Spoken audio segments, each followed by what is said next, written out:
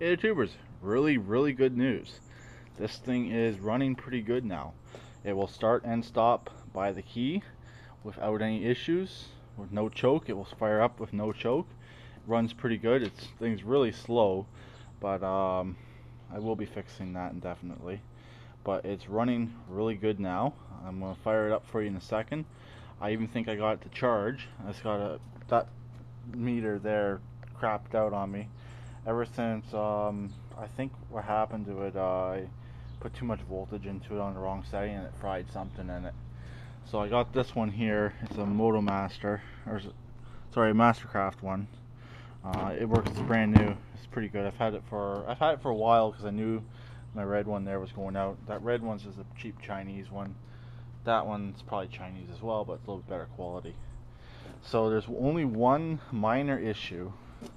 It's the stupid solenoid on the bottom of the carburetor. It will sometimes keep on. So if you shut it off with the kill switch and leave the ignition on, that might stay on. So, but the auxiliary on the ignition is working as far as I know. So what I do is shut this off right now is just kill the key. It kills all the power. Don't have to use a kill switch.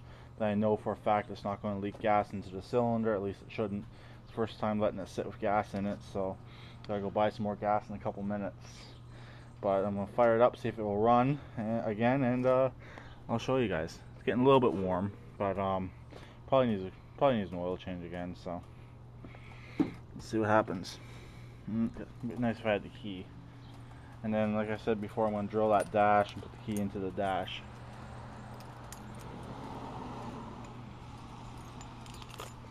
Camera down for a second.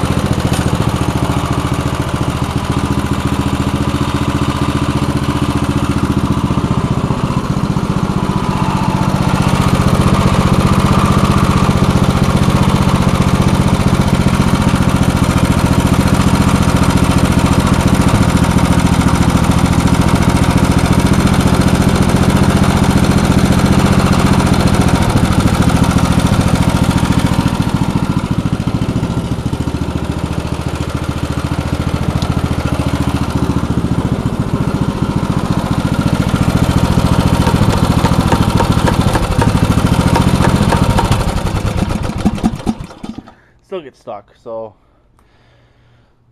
if I do pull this engine out and sell this engine, I will just tell the person that it needs a new solenoid on the bottom of the carburetor. So I'll probably sell this engine for 120 bucks. Probably. That's what I'll put it up for. But what I'll do is when I do go to sell it, I don't know how this will work. I'm going to take a picture of it in the tractor still, and then what I'll do is I'll just not have it bolted in. So that should work. Or I'll just take a picture of it now and just hold on to the picture. So yeah, as you can see, it running pretty good. The way I wired this, I plan on keeping as much of the stock wiring on this as I can. So all I did was I just plugged into the stock harness. All the stock safeties are still working. And all I'll do is I'll just put some tape over top of this, just seal it in. This is the charging wire. This is the wire it's got to test out still, but I'm pretty sure this is the charging wire off the ignition. So, and all the modifications I'll have to do to put the bigger engine in is just unhook. There's a red wire. This red wire right here is a key on power.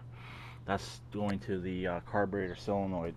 So that's the only wire that will have to be removed from this whenever I do the engine swap, and that will just be another key on. It will be a key on power, so that will most likely be wired into the headlights, because currently how this one works is that when it's running, the headlights are on. So just going to go back, take a look at the other engine for a second here.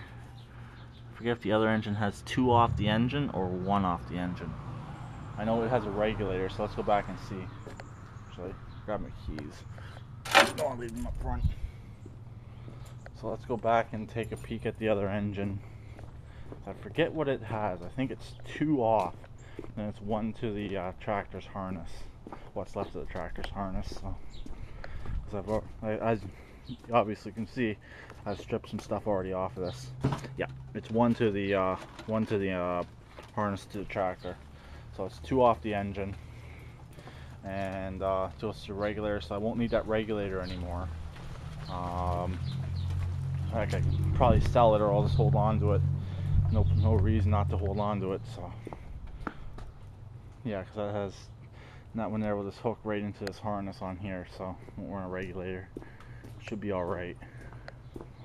Because the stereo's only going to run off of the auxiliary anyways, so the engine won't be running. So yeah, so I just got to do one more test with that voltage meter right there, and see what happens. Make sure I'm getting good voltage off the alternator on this. I think it was, but like I said, that tester is garbage, so it's hard to even tell what it's doing. So, and surprisingly, the solenoid was still good in this. The fuse in it was still good. Just the stock ignition switch was gone, and I'm just wiring in that new one. So I'm going to drill it out in a short while. Should still have some gas in her. Yep, she does. Good. So she's not leaking gas anymore, which is good. So that little solenoid's doing its job, keeping the gas from coming through, and so the float bowl's working properly as well. And yeah, so it's a good motor. It just needs some cleanup. It runs really good. Just things a little bit slow right now.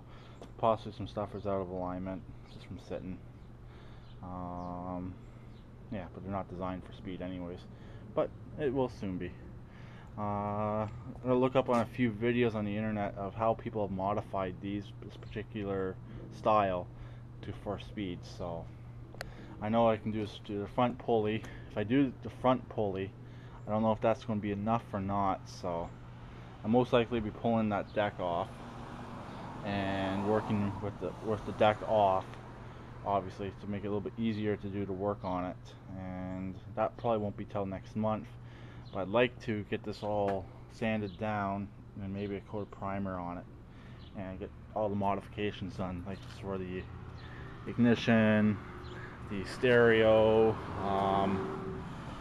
and the hood mounted stuff, because this stock meter is going. I'm going to be using the one I bought, and they're going to be mounted right here. Hopefully the pod will fit. If not there, I'll have to go up to this spot right here. So yeah, that's pretty much it for this for now. It's running nice, so I'm gonna have to get a couple pictures of that engine and then post them whenever I'm ready to sell that engine, if I do sell that engine. So yeah, that's pretty much it. Hopefully you enjoyed this video. And the bagger, I'm still debating on what to do with it. It's a complete bagger. I may see if my friend will buy it and see if he wants to buy these tires, because I'm going to try to put the Craftsman's tires on here, because they're brand new. These tires are actually really good too. I just don't know if, you know how MTDs are. I don't know if it's going to come off or not, so I'll have to wait and see. So yeah, that's pretty much it. So I'll talk to everyone later. Keep it redneck, and please subscribe and comment.